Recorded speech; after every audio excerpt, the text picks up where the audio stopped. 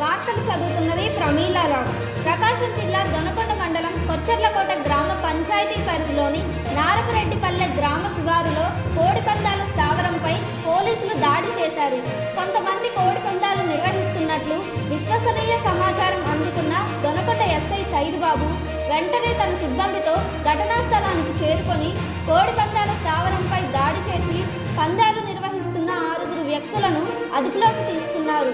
వారి వద్ద నుంచి 1,22,400 రూపాయల నగదు, 2 కోడి పుంజులు, 4 ద్విచక్ర వాహనాలు, 6 సెల్ ఫోన్లను పోలీసులు స్వాధీనం చేసుకున్నారు.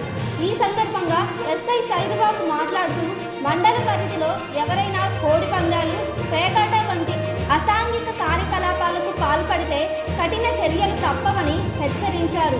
ఎవరైనా జూదాలకు పాల్పడుతున్నట్లు ప్రజలకు తెలిస్తే వెంటనే తమ దృష్టికి తీసుకురావాలని ఎస్ఐ సైదుబాబు సూచించారు.